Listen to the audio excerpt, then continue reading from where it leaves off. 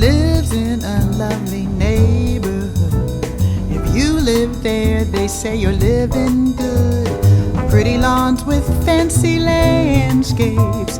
She stares ahead with a blank gaze in her Good lovely afternoon. My name neighborhood. is Marc Gertz, and welcome to Reverse Your Where Thinking. the You're living listening is to us on KMET and seeing us online worldwide. For those of you who have been listening to us for the last few months, you know that we cover a lot of different subjects, and the purpose of our show is to help you reverse your thinking about different topics. Like, for example, the person we're going to interview today, Carol Glover, is a specialist in house flipping, and we hope to reverse some of your thinking about flipping homes as a potential investment opportunity.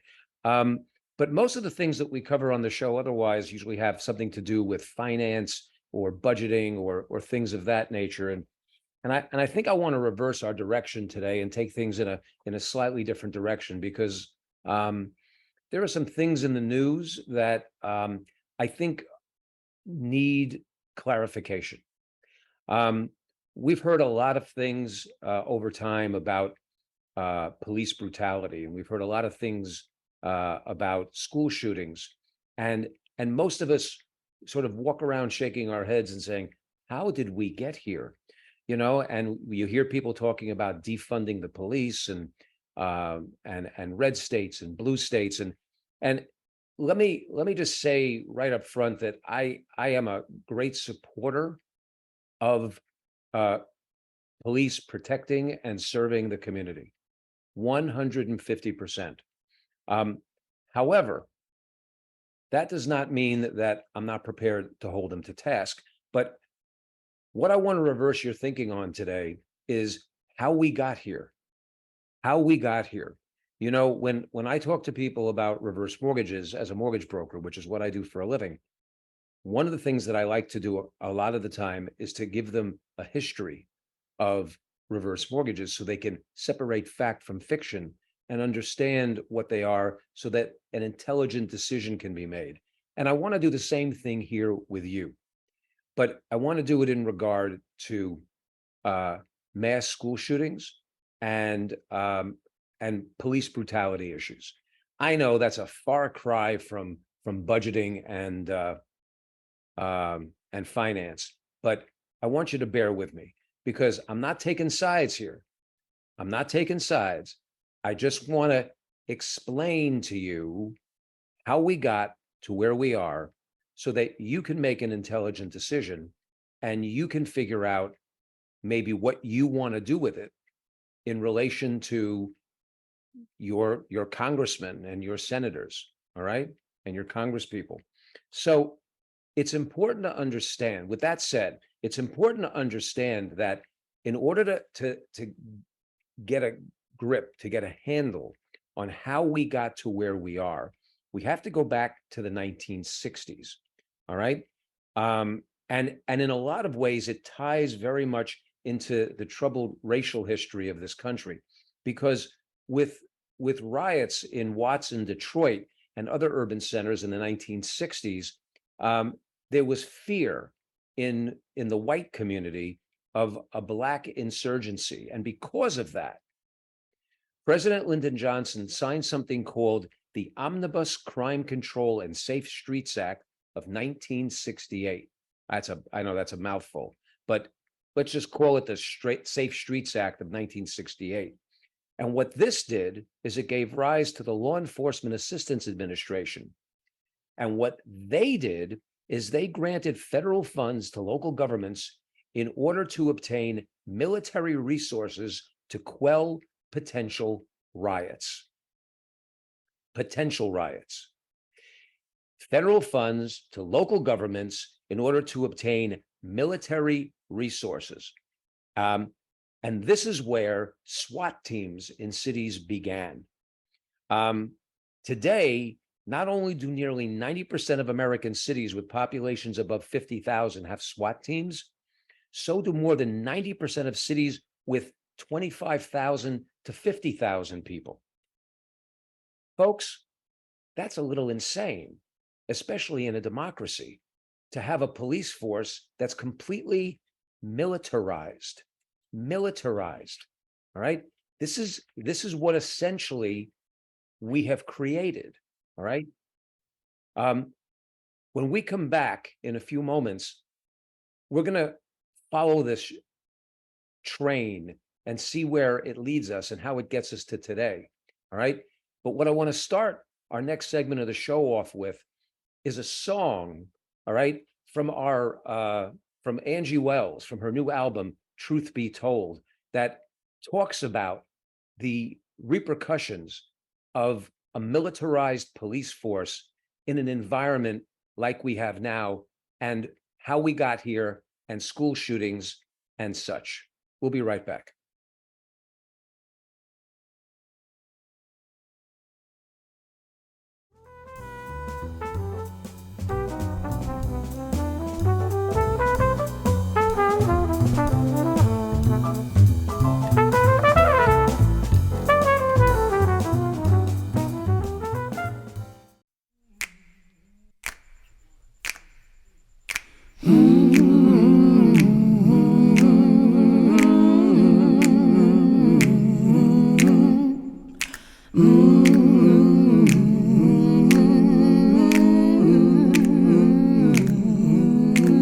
Brother George died with a knee on his neck.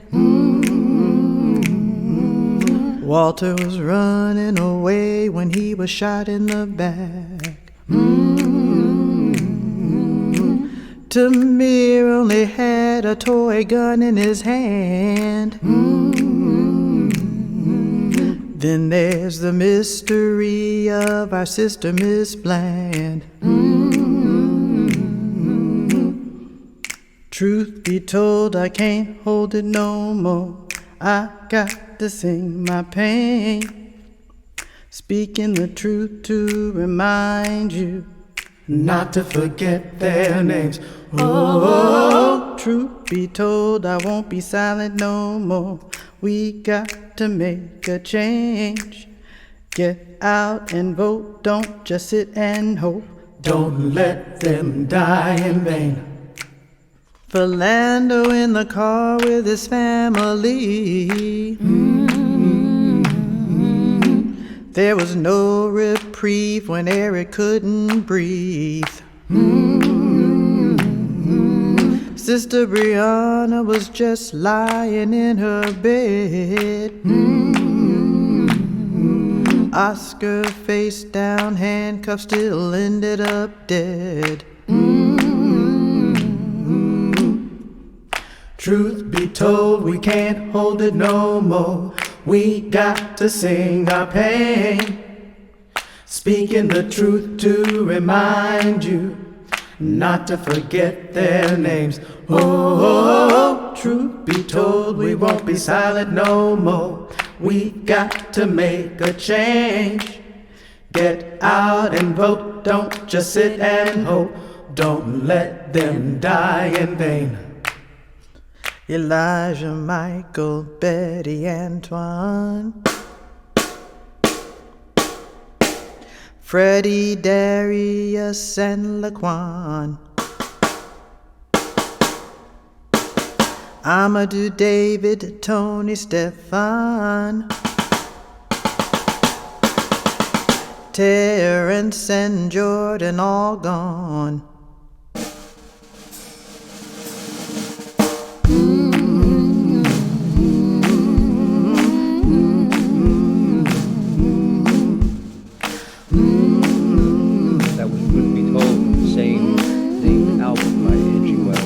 Right now, that's 32 on the jazz charts. This is Marc Gertz. You're listening to Reverse Your Thinking, and I'm trying to talk with you today about reversing your thinking about policing and mass shootings in schools. Many of us think that there's a war between the police and African Americans, but guess what?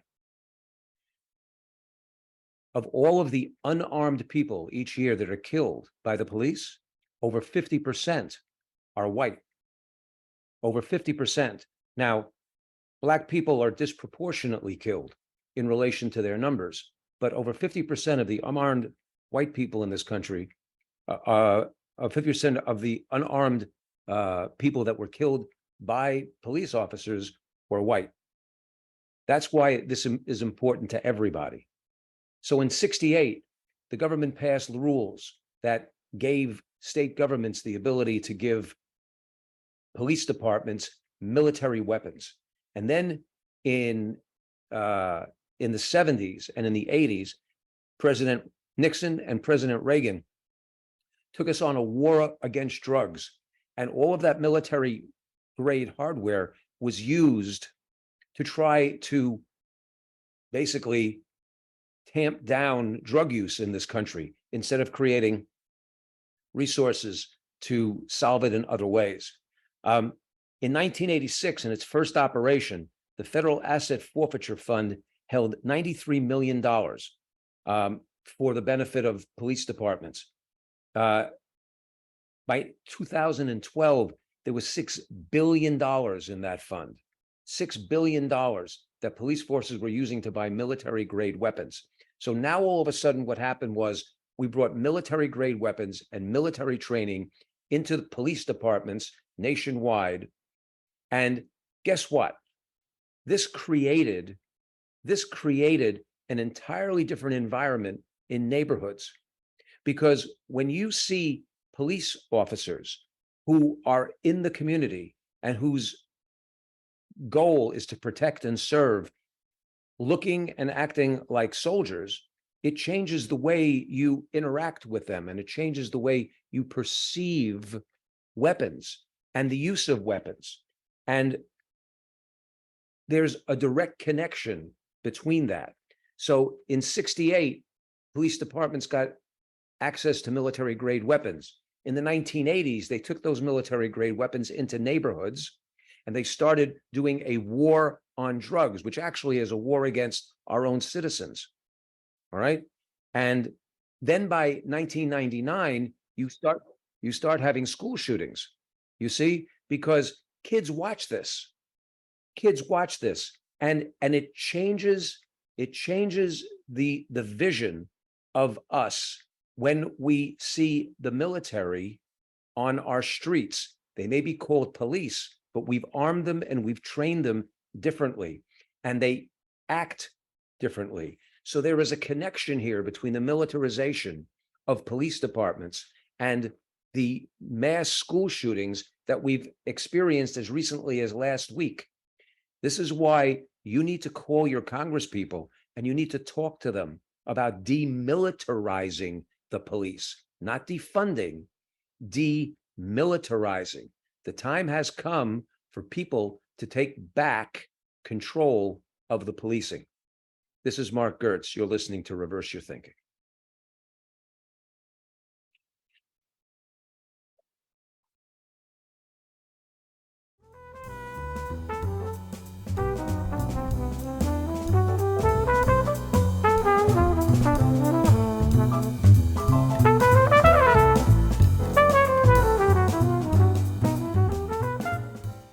And welcome back. This is Reverse Your Thinking. I'm your host, Marc Gertz on KMET. We have a very fascinating guest this afternoon. Her name is Carol Glover. She's not only a native of Manhattan Beach, but also of the beach's homegrown and often utterly unique real estate world. Her parents bought it, improved, and sold local properties throughout her childhood. And she learned at a very young age the nature of real estate value and the fine art of fixing it up as a kid. She eventually went to law school and later launched both her own law firm specializing in real estate as well as a boutique development business. And this, combined with her local knowledge and a gift of listening, means Glover brings a lot to the table when looking at real estate transactions. And we basically think of her as a triple threat. She's a real estate lawyer, a developer, and a broker. Welcome, Carol. No, thank you. Thanks for having me. We're happy to have you. One of the things I think about you and your career that's fascinating, that I didn't learn about you until we'd known each other quite a while, was how deeply you've been involved in what is generally called flipping homes, right? How many, if you know, how many homes have you flipped in your career? So it's blended with my partner, but I think the last count is 194. 194, 194 homes. Well, I think that would categorize you as an expert on the subject. Okay. We'll have to have a party when you hit the 200 mark. Okay. I'm in. So maybe the best place to start is how did you get into this? You know, what attracted you to it? I came by it quite naturally. The intro even mentions I grew up in Manhattan Beach, and as a way to generate some additional income, my parents started buying little homes or little duplexes and fixing them up. And so, from the time I was 8 years old, I either had a broom in my hand or a pair of shears, cutting down ivy or whatever. And just by osmosis, I think I learned the process of what a difference it made in just the look and feel of a place when it was all cleaned up. And it's like, wow, that's a nice place to live now, where it wasn't before, and they rented them. So, fast forward, I was just interested in real estate. And so later on, I started doing my own projects. I did a couple with my folks as well that really kind of got my feet wet and understanding the process. Yeah. I see. Okay. And obviously it's been something that's been a constant in your career since you were 8, by from what you say. Yeah. Yeah. Okay. I was a little unaware at that time, but it does stick with you. I guess it does. Is it something that the uninitiated can get into, in your opinion? Yeah, absolutely. I mean, if you have money to buy a project and you have the funds set aside to actually do the renovation, anybody as a flipper, and I think we've learned in the last couple of years, based on all the shows that have been on TV, that the flipper industry has exploded. Nobody ever called it flipper when I was starting out. You just renovated homes for resale, but it's turned into quite the industry. So sure, just about anybody can get in it if you have the funds and a property to buy. What are some of the things you look for in a property if you're going to consider buying it and rehabbing it and reselling it? Yeah, so I think of buying a place and fixing it up. It's layers. So I start with the dirt. Like where is the property? Is this a desirable neighborhood? Do they have great schools here? Anything you would want as a home buyer, you want to identify that is in order to flip a property. And then of course, then there's the structure on top of it. And what condition is it in? Is it something that you're going to have to completely gut and redo, or is it a light touch up? And then you're looking for resale value in the neighborhood and any potential changes or issues that are going on there. And it just rolls from there. But it really starts with the dirt. Where is it? Okay. Yeah. All right. So you mentioned at the top that that when you were a kid working with your parents, that you actually were hands-on. You were actually doing some of the work. Is that still the case now? Not quite. Not quite. Okay. All right. I definitely, I take my partner takes more of the deal structuring, financial end, keeping, control of the books. I do the legal contracts, and I also do the design work. So in terms of selecting design and then collaboratively deciding what exactly is going to get done, we do that together. But so that's my hands-on now. I don't generally swing the hammer. Okay. Well, there was a reason I asked you that. It's because when most people talk about rehabbing homes and reselling them, they sort of like don't know where to start because they're not handy that way. Maybe they hang pictures in their house, but they don't usually rehab them. How do you choose people to work with? Well, we have a long-term relationship with several contractors, Okay. and our own subcontractors or their subcontractors. And we've just developed a trust relationship with these people over many years. I can call on them and I know that the work is going to get done and it's going to get done right.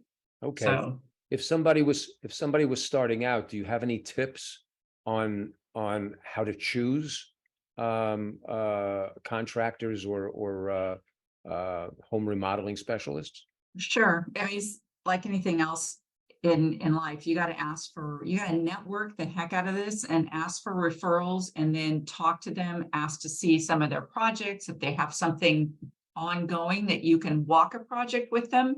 Mhm. And then it just comes down to whether or not they are responsive, return your phone calls. And it's hard when you're starting out because maybe you're a one-off for a contractor that is otherwise really busy, but you just got to keep after it. I see. So you just mentioned walking properties that they're working on.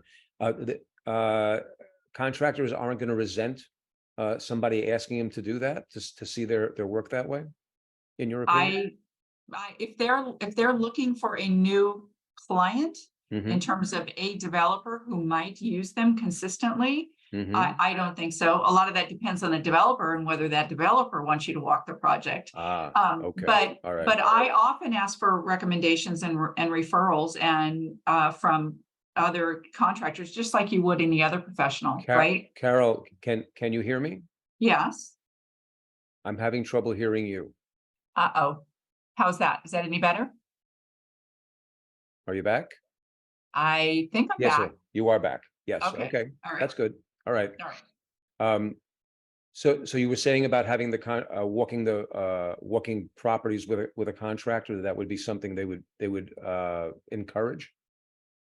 They would be open to it just like any other professional. Uh-huh. If you ask a professional for referrals, can somebody talk about the quality of your work?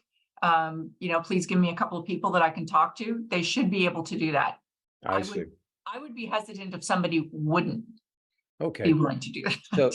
so in other words, it's very much like anybody in any profession. You want to see what they've done in the past, and you want to and hopefully maybe even talk to people that they've done work for. Absolutely. Okay, and there's no reason why they should resent those questions. I don't think so. Okay, and if they did, maybe that's a reason to walk away, in your opinion. Or just follow or ask them why. I mean, maybe they Okay. haven't done if they haven't done any work or they don't have any good referral sources, they might be a newbie also, which it wouldn't necessarily be bad, but you just have to track that a lot more closely. Gotcha. Okay. Um, I would imagine in rehabbing and turning over homes, there are challenges. As there are in any business or any investment model. Could Mhm. you share with us what some of those challenges might be? Well, I think the first one, getting back to the dirt, that it's challenging to actually find good product that is not overinflated in the marketplace. So you have to find that product that is a reasonable price that you Mhm. can apply your time, energy, and talent and materials to it and still make a profit. And so that's one challenge. And there's ways to work that. Another one is just a thorough investigation of the place. You have these, you watch these TV shows and it's like, oh my gosh, we were surprised with this condition behind the walls. And Mold behind the walls, right? All that yeah, stuff. it happens, it does. We've had that happen to us before. And it's not that we don't do a thorough job, it's just that you can't do invasive testing when you're looking at somebody's property. Let me just Right. knock down the drywall and see the inside. So it happens. You just have to take that into stride, and you've got to have contingencies in your budget for surprises. I see. Okay. Well, let's talk about that for a second. Let's talk about contingencies. Um, uh, I mean, are there any rules of thumb beyond the actual purchase of the property in terms of the amount of money somebody should sort of have cash on hand to work with? Right. Well, there is, you go on the internet, you look at flippers and percentages, and a lot of that is that they use the 70% rule. You are supposed to calculate You don't want to buy a property for any more than 70% of its after renovation value. And then you deduct your anticipated and estimated budget from there, and that's what you Okay. want to pay for the property. That formula doesn't work as well for us, but you definitely have to go in with somebody's going to be asking a price. And based on your walkthrough, then you have to quickly come up with your budget. And then you have to understand the marketplace to know if you did all the fixes that you want to do to it and you turn the property, what's it going to be worth done? And then you just back up the numbers from there, cost of selling, you have to make your profit, and away you go. So I see. I've heard some people say that things are much more challenging since COVID. yes, Is that true? totally agree. Can you share with us some of the ways that things are different now than they were, say, 3 years ago? Well, I think that the demand is increased. What we've seen in 2021 and 22. I mean, the market just exploding because home buyers, the overbidding. Now, I can't get in, as a buyer of a property that I'm going to turn, I can't get into an overbidding situation. And because my horizon is 30, 60, 90, 120 days, if I'm lucky. But a homeowner can overbid or overpay because they're going to live there for the next, 15 years. Sure. So that's been the real challenge in the marketplace, is just like a home buyer, any home buyer, finding inventory and then not being a situation where you get into an overbid. So the inventory's been thin. There's no doubt. Gotcha. Okay. Is it still that way, or has it slowed down a little bit? It is still thin. The inventory is still thin out there. I'm starting to see projects again, though. I'm starting to see some properties that are challenged, and a lot of them are estate properties, or they've been in foreclosure. And it's possible that the owners or the agents really don't quite know what to do with it, or it's more than a carpet and a paint job. So so I'm starting to see some of those. You started out in the section of Los Angeles known as the South Bay, all right, which is Manhattan Beach and cities next to it on either side. Do you invest in properties outside of that area now, or you stay pretty much local? We stay pretty much local. My partner has a joke that we each have a 5-mile chain attached to our bumper from our front door, and so we don't stray very far away. The reason being is that I like to check my projects on a daily basis, or at least 3 to 4 times a week. I want to know what's going on. I want to make sure the work is progressing. Did everybody show up? Did the materials get there? So with that kind of constant checking, if it's really far away, it just is a lot of time for us. Plus, I know the market. I really know this market like the back of my hand. So it also sounds to me like this is a good potential profit-making endeavor, but for control freaks. All right. I'm asking. I admit it. Okay. Well, when you said every day, that's pretty hands-on. But has experience taught you that's a necessary evil, so to speak? Of doing it? It depends on how complicated the project is. If I'm working with new subs or a newer contractor, right? And then I think the complexity is and the tightness of time. If we're really on a deadline, I want to make sure that it's just getting done. So it doesn't necessarily have to be every day, but the project, that interest clock is running just every day, because you've borrowed money to do the project. So you got to press to just get it done. Gotcha. Let's talk about that for a second. You talked about borrowing money to do the project. All right.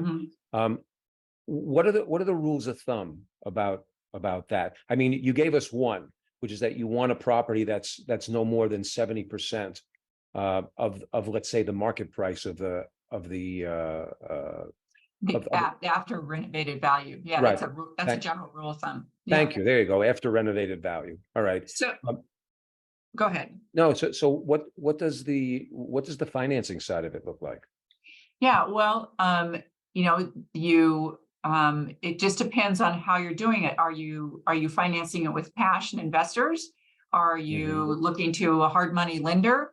And so based on that, on the lending side, it depends on how much they will lend on a project based on what their criteria is. So I then see. that factors back into how much you can pay for in that project with borrowed money. How much do you, well, if you are financing, as a rule of thumb, how much do you normally put down? Well, a lot of hard money lenders, which we've worked with a lot before, some will go 70%, some are 60, and some are lower than that, depending on whether they know you and whether they're comfortable with the project. I see. Okay. All right. We're going to take a break. When we come back, let's talk about let's start off with material costs before and after COVID, and how somebody would figure that into their equation. You're listening to Reverse Your Thinking with Marc Gertz. We're interviewing Carol Glover. We'll be right back after this.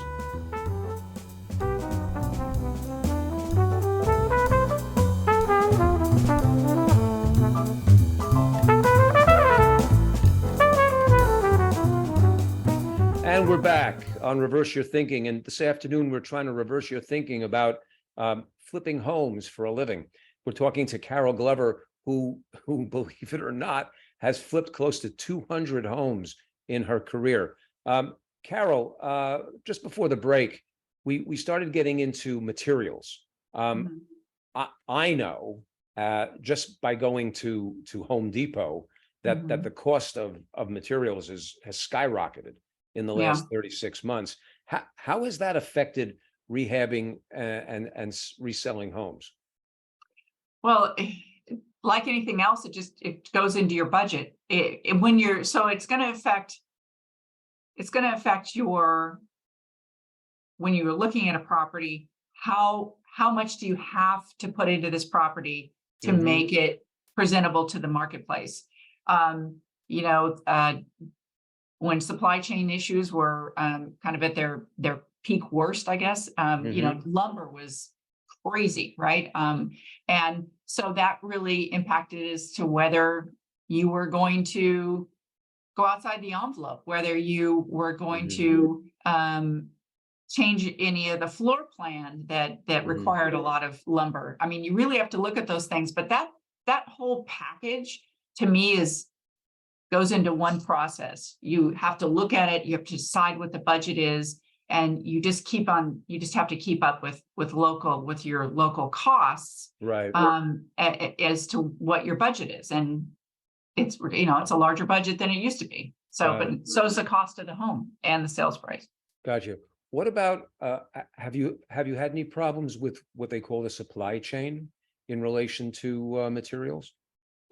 There have been delays, like I was just saying with lumber. It was ridiculous for a while. That's come down a little bit, but appliances were a big deal for a while there. It took a long time to get appliances, some fixtures.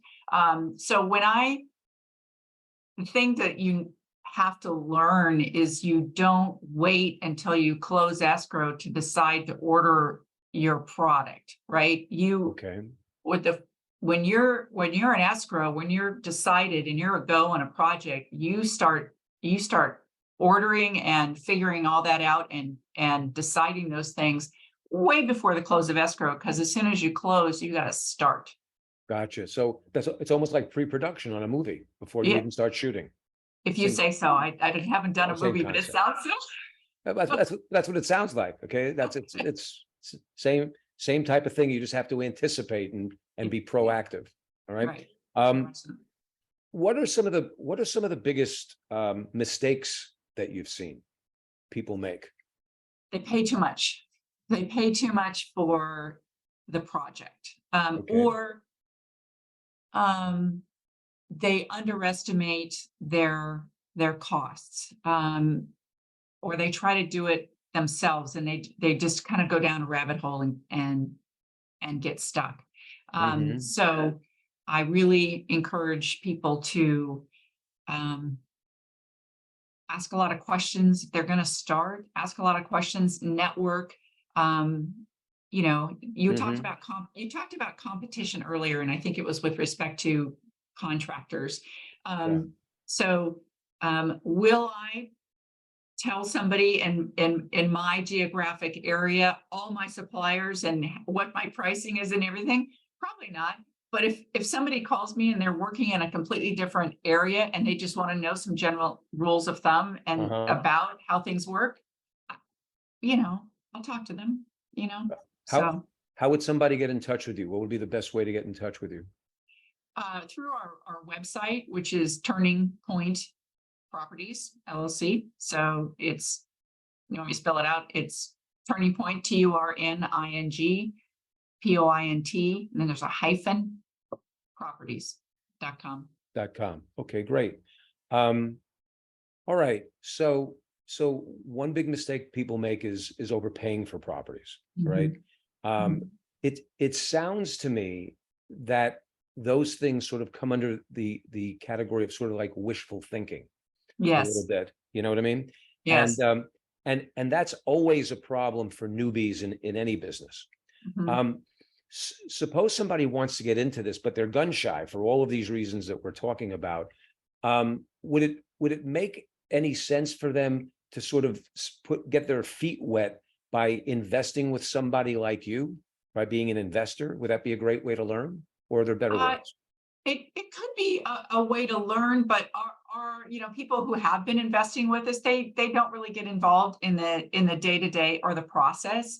Okay. So I think it's better if they find other people who are in the business, maybe in different areas. Also critical, really critical, get connected with local realtors who are embedded in the marketplace, because as I said, one of the kind of the biggest mistakes is buying too high, anticipating that the market is going to will save you. Mm-hmm. And then not being sharp enough with your calculator or your pencil, as we used to say, and Mm-hmm. and The pencil. and yeah, right. Who does that anymore? Right. I just dated myself. That's okay. So figuring out, you know, what your budget is. Uh-huh. So, but you really need to know the territory. You have to know what what's an overpay Mm-hmm. to buy, and then what's the a fair and good price at the back end. Mm-hmm. And I think that you really have to dig into that with a local quality realtor or two. Okay. Um, Establishing relationships with realtors that way, is that also a great way to find the type of properties that you want? Yeah.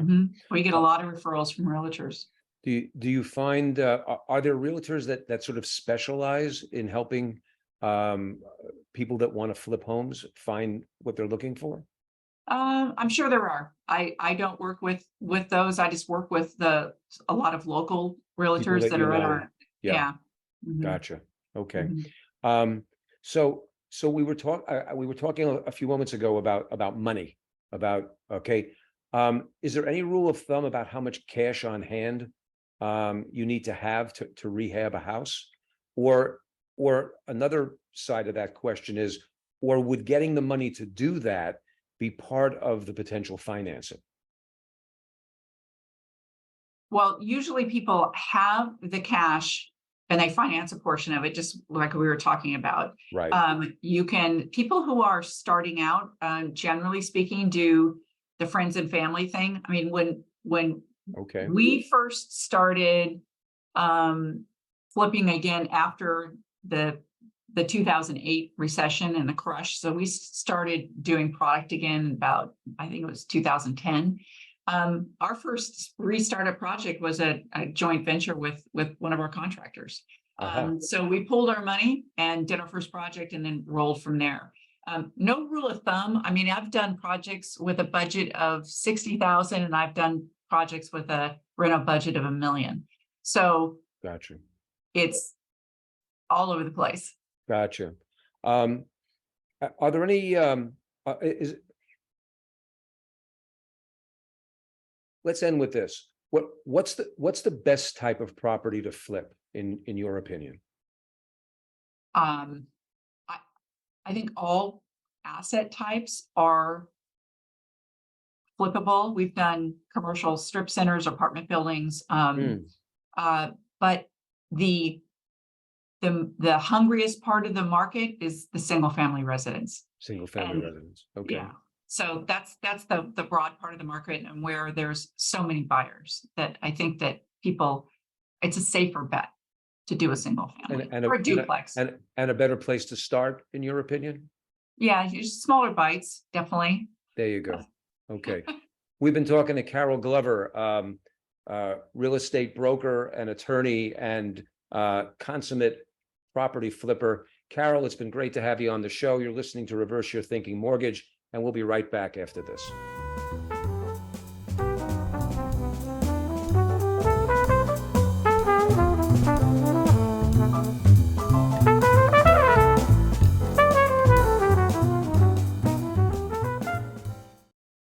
And welcome back. My name is Marc Gertz. This is Reverse Your Thinking. We started out the show trying to get you to reverse your thinking about the history of police militarization and school shootings, which may not seem like they're attached, but if you really start researching these things, you begin to be able to connect the dots.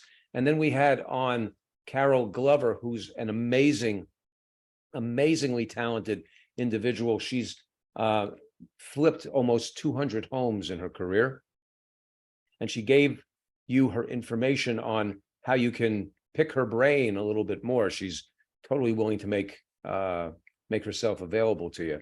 We're going to end the show today with something a little bit more tame and mundane. I wanted to talk about decisions for each phase of retirement planning, because just like the way we opened the show, thinking about retirement requires you to flip your thinking a little bit, okay, to combine two elements.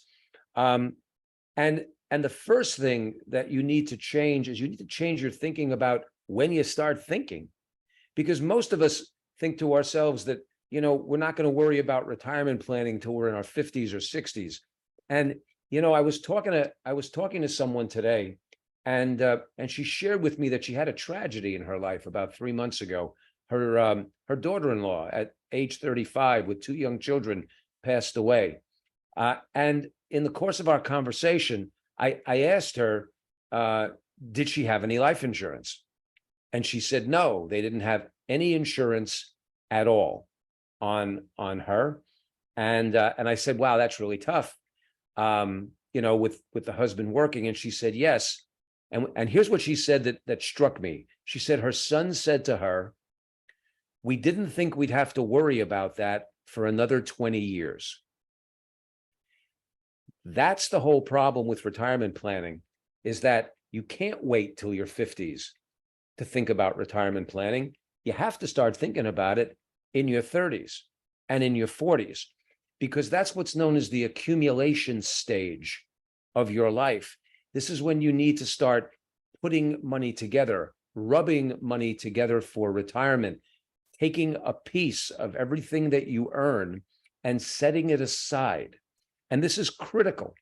And I know it's tough. I know in this marketplace, we're talking about something that seems almost astronomically difficult when everybody is borrowing from Peter to pay Paul in buying groceries and clothes and everything else. But it's necessary. It's necessary because for most of us, we are going to live to be 70 or 80 or 90 years old. It's hard to remember. It's really hard to remember that only 100 years ago, people didn't expect to live past 30 or 40. And now we're living to 80s and 90s. My father passed away at 97. So you need to start accumulating money when you're in your 30s and your 40s, and you need to get help doing that. You need to get a financial planner, that's someone who's going to be with you along the way for the trip. The second thing you need to do is by the time you get into your 50s, this is what's known as the pre-retirement stage in your 50s. pre-retirement. This is when you start making plans.